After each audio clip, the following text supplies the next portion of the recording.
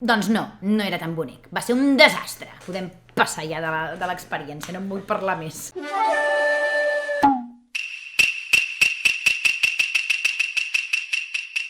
Yokoso! Nosaltres som Aventura per Japó. Arribem per fi a la part final del nostre viatge al Japó de l'any 2019. En aquesta última part ens centrarem en la illa artificial d'Odaiba, situada a la ciutat de Tòquio. Allà hi vam passar els 3 últims dies del viatge i teníem l'última de les cites programades. En arribar, el primer que vam fer és anar a l'hotel a deixar els trastos. De fet, ara que parlem d'hotels, quins hotels, Sí. Ojo els hotels, Sí. Amanek Hotel, Apa Hotel, Daiwa Roinet Hotel... Aquests són alguns dels hotels en els que ens vam allotjar. Però, mare meva, els hotels que hi ha allà, Això sumat al Ryokan que vam estar, que vau poder veure al nostre vídeo de Kyoto, si no l'heu vist us deixem per aquí dalt l'enllaç al vídeo, són els 4 hotels als que vam estar i la veritat és que pel preu que ens van costar vam estar perfectament. La primera visita que vam fer va ser al museu Team Lab Borderless. Una delícia de museu. Si no coneixeu aquest museu, dir-vos que és un espai interactiu on l'art es fusiona amb el propi entorn i podeu viure aquesta experiència en primera persona. Entrar en un quadre, veure el moviment de la pintura o escoltar els sons que provenen d'una obra d'art són molts detalls que units fan que aquesta experiència sigui única. La il·luminació hi juga un paper molt important. De fet, alguns escenaris podrien ser dignes de videoclips. Si algun dia viatgeu a Tòquio, us recomanem aquest museu. No us el podeu perdre. Hem de dir que hi ha museus similars a altres parts del món, com per exemple a Xangai, a Singapur, a Vietnam, a Califòrnia i fins i tot es va fer una exposició interactiva fa un any a Barcelona que tenia certa similitud. El dia anava molt bé. Al vespre vam trobar una hamburgueseria, que és on vam anar a sopar. I després va venir el desastre. A Odaiba, un dels reclams principals és una nòria que hi ha a Pallet Town. Pallet Town és com un centre comercial, com un lloc on la gent hi va i tal. Hi ha una nòria que és, segons tenim entès, la segona més alta del Japó. Bé, fa 115 metres d'altura. 115. Sabem que quan es va construir era la més alta. Tot i que abans de ser-hi davant vam dir hi pujarem, sí. Quan vam ser-hi davant vam dubtar una mica. Però és clar, quan es viatja i es va a llocs nous, sempre et queden les ganes de provar experiències. I un cop en allà em va sortir el rampell de dir: va, pugem-hi? Jo, que no les tenia totes, vaig dir: està molt entusiasmada. Vinga, fem el cor fort i pugem-hi, tu! Ens vam decidir i vam anar a fer una cua que hi havia, que per cert, hi havia 2 cues i nosaltres ens vam posar modestament a la que hi havia. Però a l'altra no hi havia ningú. I la nòria anava passant i ningú entrava. Tots en allà esperant i a la nòria no hi havia ningú. Llavors ens vam adonar que hi havia 2 tipus de cabines i la cabina per la que estàvem fent cua era totalment transparent. Sort que ens vam adonar d'això i quan vam veure unes persones que entraven directament vam dir: ostres, què vol dir això? Vam investigar una mica i vam veure que a l'altra cua podíem entrar directament en una de les cabines de colors normals i corrents. Menys mal, perquè el que ve ara no us ho perdeu. L'escena va ser aquesta. Oh, que maco! Ja comença això, ja comença. Clinc, clinc, clinc, clinc, clinc, clinc, clinc, clinc. NANI?! Em sembla que vull baixar. Em diu això quan la nòria, doncs quan ja estàvem aquí, en aquesta part d'aquí, és a dir, ja estàvem pujant, ja no es podia baixar. I jo, que estava fent el cor fort, que jo no volia pujar-hi. Jo simplement estava dient: oh, sí, uah, quines vistes, que divertit que serà. Jo m'estava morint de por dins.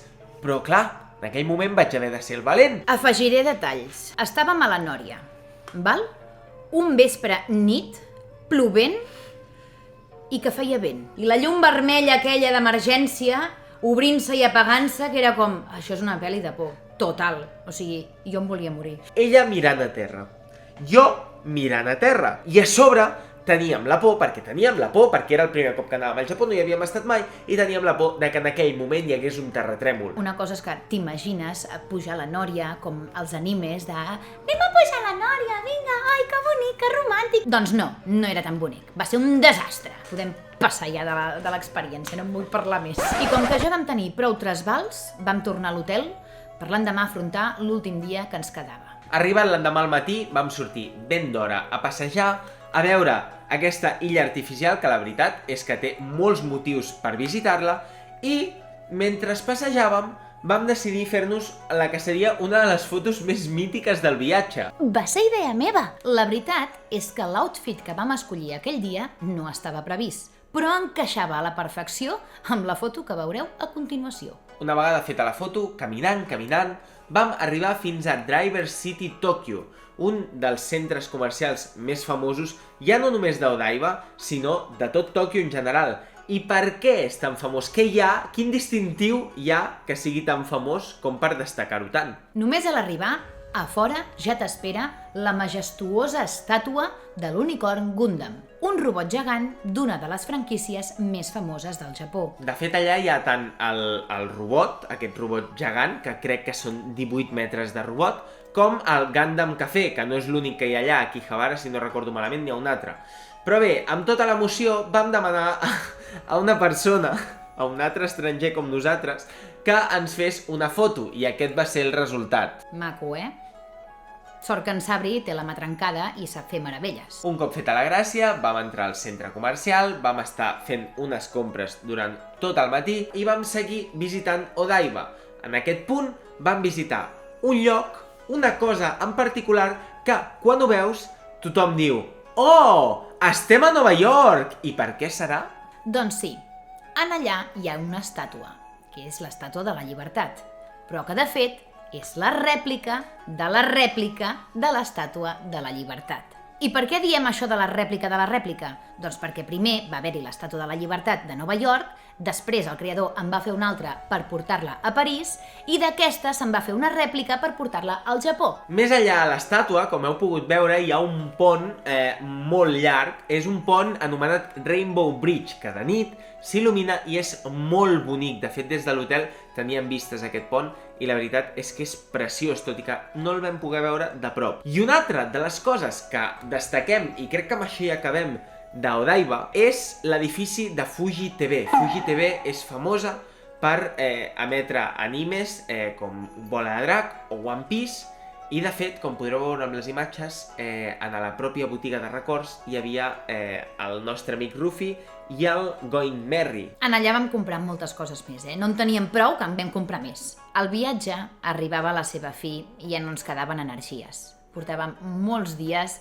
caminant i patejant-nos tot Tòquio i després anant a Kyoto. Vull dir, va ser un viatge de 10 dies, però molt, molt intens. Dir-vos que per aquí sobre també us anirem deixant les altres parts del viatge, és a dir, la primera part de Tòquio, la segona part de Tòquio, la tercera part a Kyoto i aquesta si l'esteu veient, doncs ja l'esteu veient. I després d'un vol molt llarg i la tornada a casa, un cop vam arribar, no ens vam poder resistir a obrir les maletes i treure tot allò que portàvem. I atenció al resultat. Ta-txan!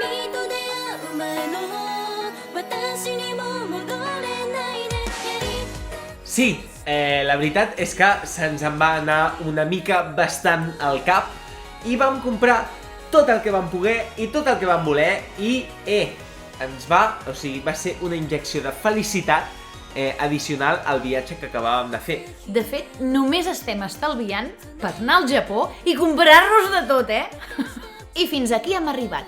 Recordeu que ens podeu seguir a les xarxes socials, a Facebook, a Twitter, a l'Instagram i a Twitch. Moltíssimes gràcies i ens veiem al pròxim vídeo de Aventura per Japó!